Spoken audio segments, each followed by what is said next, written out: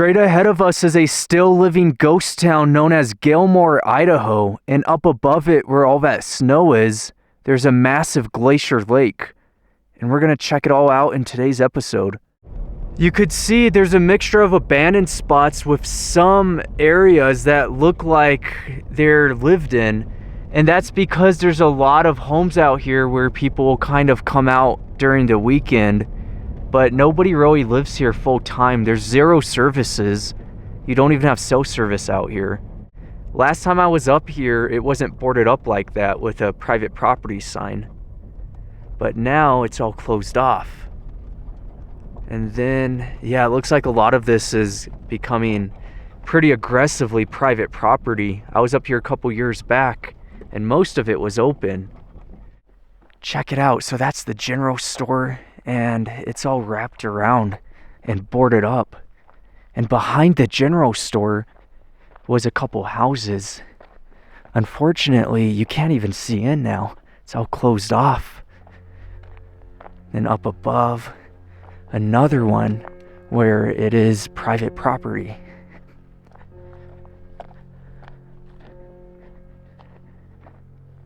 It's interesting because I don't think they're allowed to demolish any of it, as it's marked as historical. Coming up to another house. Yeah, it's all destroyed. There's nothing inside. Going in, kind of looking around. It's very interesting because not a lot remains of it. This is all opened up. Interestingly enough, but look inside. Basement down below, or a little dugout section, not really much of a basement.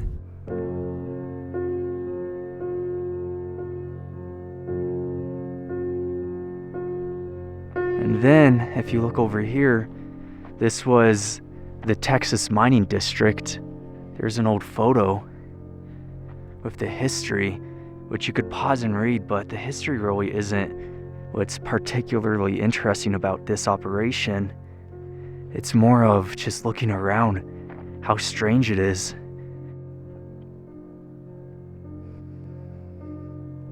Oh yeah, check this out. That was the town of Gilmore. Look, a bunch of little houses right there. And then where we are right now is Gilmore Mercantile. And then that was the granary, Tucker home, bunch of houses up here. Oh, a tramway? Yeah, because they had the mines up there, like I said. Then there's the old church. We'll drive by there soon. And next to the mercantile store was the candy store, the boarding house, the saloon, another saloon and boarding house, Anderson's Pool Hall, Jagger's Hotel. So check this out. Right over here, that was Jagger's Hotel right there. And then all along here, this road, where this trailer is, that's where the saloon was. And it just keeps going up this road. And that tramway they were talking about, it's all gone, but it was straight ahead of us over there. Yeah, and then this says just don't go into any of the buildings. They could be private property, but you could still have a look around. Interesting. All right, well, let's go check out everything around us. And then over here is another old building, which we will check out right now. So I think this building was the hotel, if I'm accurate about that. There's this lower section, which appears to have been storage, and then up above was the rooms. Oh yeah, check out how wrecked it is. So that was the area where you come in. They probably had a saloon up front. And then these whole walls are just knocked down.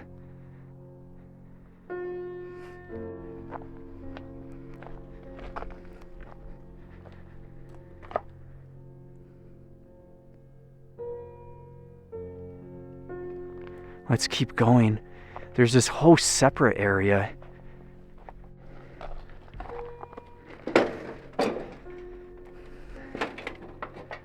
Well, that was it.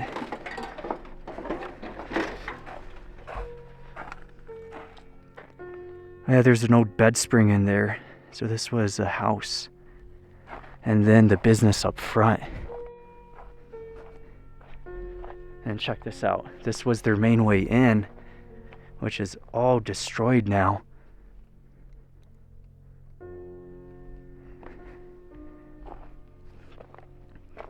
Just look how this whole wall has knocked down.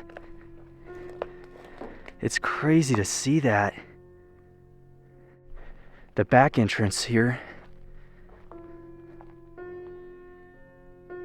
All right, let's keep going.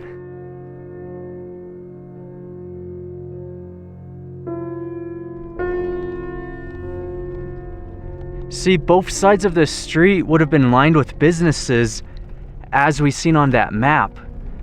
Most of it's all demolished now. We've seen the general store and the saloon and hotel. It's so interesting to go through a ghost town like this where half of it's lived in and half of it is completely abandoned. This is Zinc Road, and there's another cabin. I think we're gonna go... Yeah, it looks like if we continued straight, we just go to all that private property. So since that looks private, we'll take a left and keep going up. But yeah, none of these roads are paved. It is just a small town with really no reason to still be out here. The mining's all dried up. Now it's just a couple homesteaders and people with vacation cabins. Heading straight over on that road, it's just more houses that people live in. Oh, that's a cool RV though. Check that out. So that's all the area we checked out. But then looking over was another house. And now we're actually going to be heading up the mountain because we've pretty much seen the whole town. That was the front entrance. And I do want to look in real quick. Just wood flooring. There's really nothing left behind inside of it.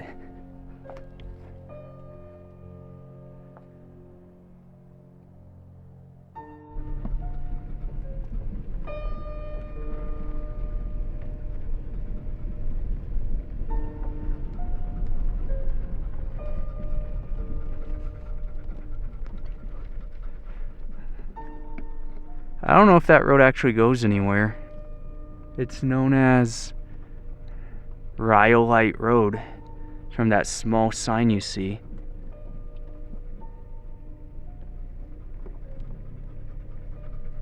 I'm now right above the town, and there's a few more cabins to check out. This was a small miner's shack. Interesting. I wonder why there's a giant hole in the ground. And right over here was their bed.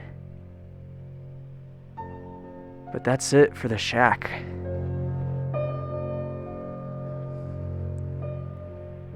You see, I brought my e-bike with me. I shoved it in the back because you never know when the snow is gonna hit in Idaho. So far so good today, and I don't think we're gonna need it. But I brought it just in case there were roads we couldn't go over. Another cabin all knocked over.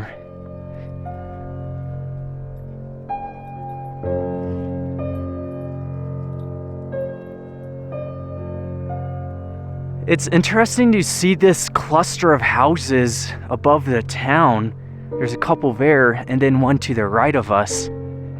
And it was just all underground mining houses, so this is where they lived. The mill operation and the tramway workers would have lived in the actual town that we just explored.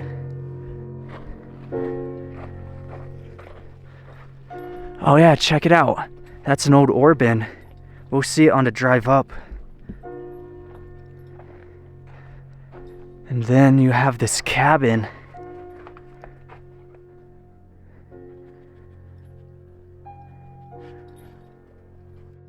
So that's the guy who lived in this cabin.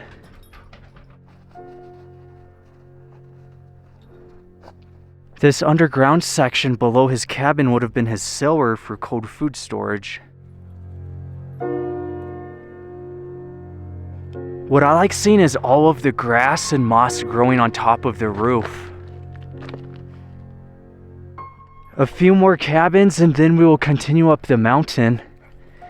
Check this one out. It was tiny, and a lot of these miners, it was just temporary houses for them. So they just built the smallest ones that were cheap.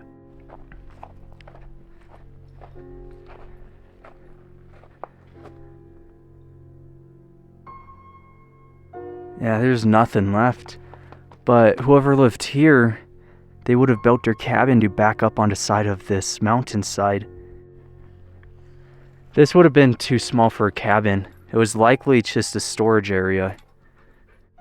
This would have been a larger one where you have this whole section right here that was likely for beds, maybe a couple beds, and then this section extending out next to another section over here. So just 3 rooms.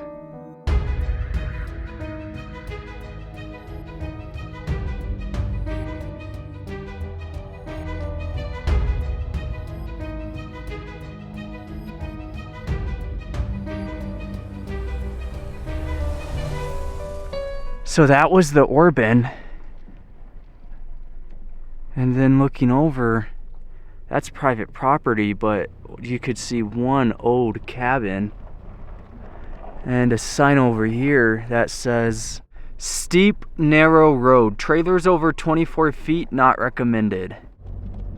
So to the left of us is the old Gilmore Cemetery.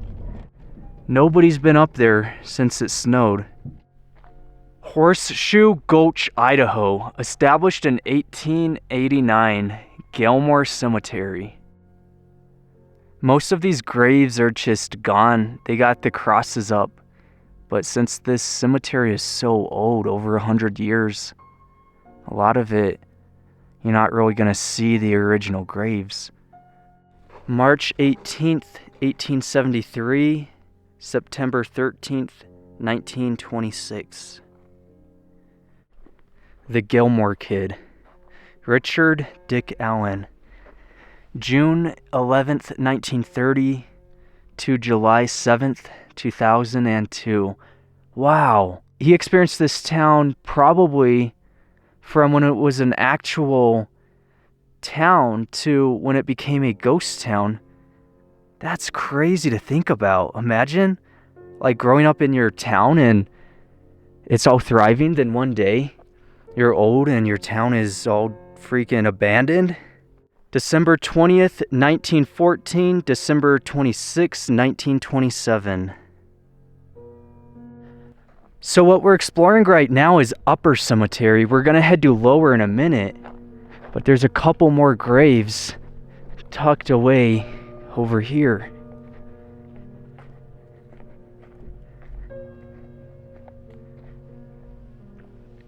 (1871 to 1911).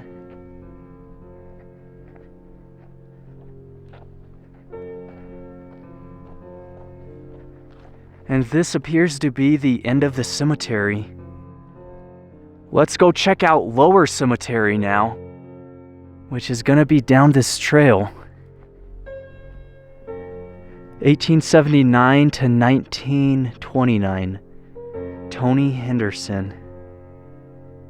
1900 to 1928. 1939 to 1950. Gary Burnett.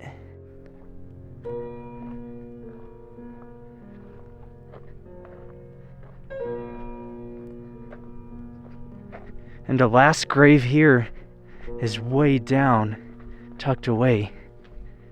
Let's see. Matthew Pollock, 1884 to 1924. Baby boy, March 30th, 1920.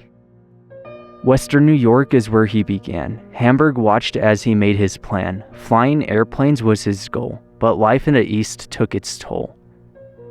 So west he went for a life worthwhile, but Los Angeles life crammed his style. Jerome, Arizona acquired her place until crowds of tourists upset his pace. Finding peace in Gilmore at last he relieved in its glorious past. A watermaster for 25 years.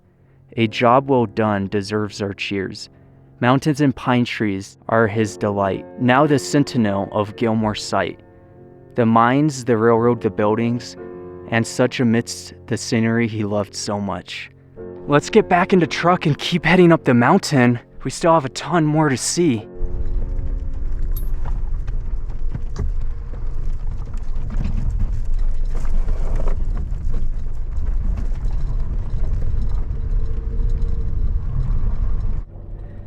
There's a giant bucket right here that would have connected to an excavator. Look at the size of it.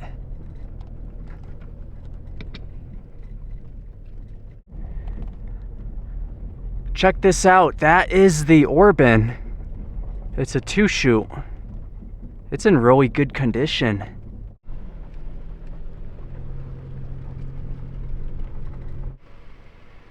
Way down there is Gilmore, and we're climbing this mountain to get to this glacier lake. The road's not too bad. There's a couple snowy sections, but I think we're gonna make it just fine. This gate you see, once the snow gets too bad, they close it off. But right now it's open because the snow really isn't that bad, it's just surface.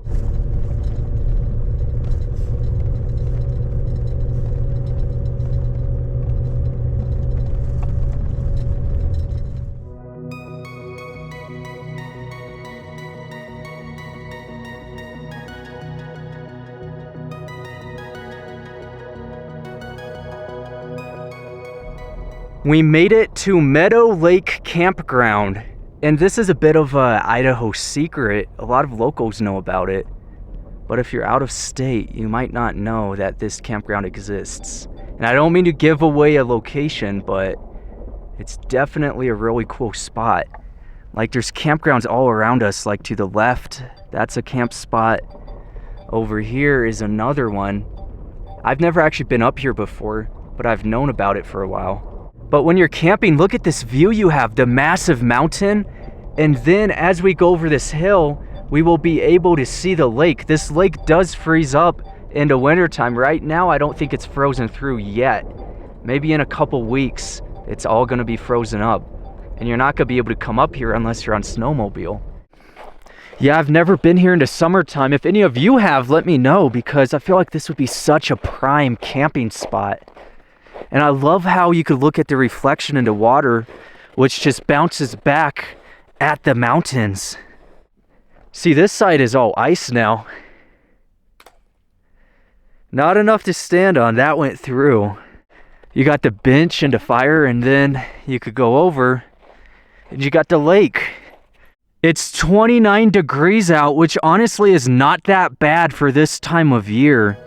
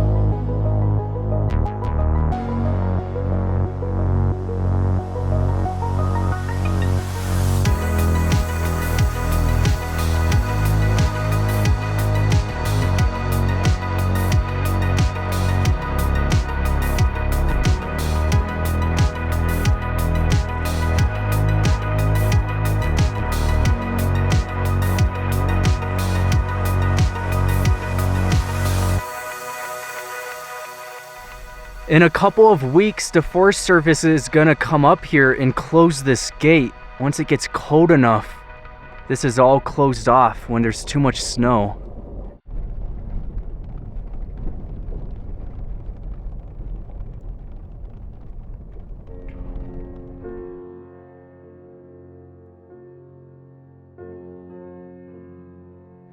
This huge boiler's left just on the side of the road. And now I'm gonna head down the mountain a little ways, but I got one more thing I wanna see before we leave. But that's it for Gilmore. I like that general store. It sucks that it's all boarded up now.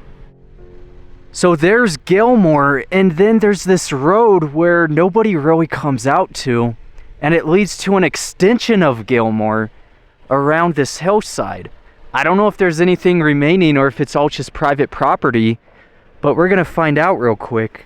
And then to leave Gilmore to get back on the highway, we take this road. So yeah, let's come up here real quick, see what we can find, and hopefully there's something abandoned. So this is the canyon I seen on Google Maps, and there actually is a couple abandoned cabins. But in front of those old cabins is these modern ones, which means it's all closed off and private. Lack of a good transportation system delayed serious lead and silver mining at Gilmore from 1880 to 1910. And here we are.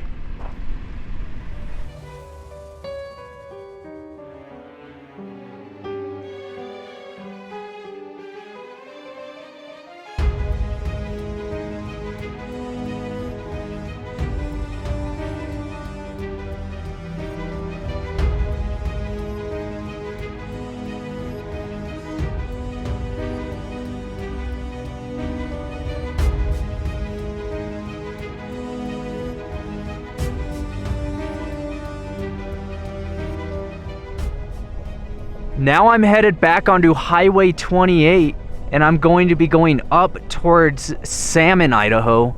And that's gonna be it today. As always, put a like, comment down below, subscribe, and stay tuned.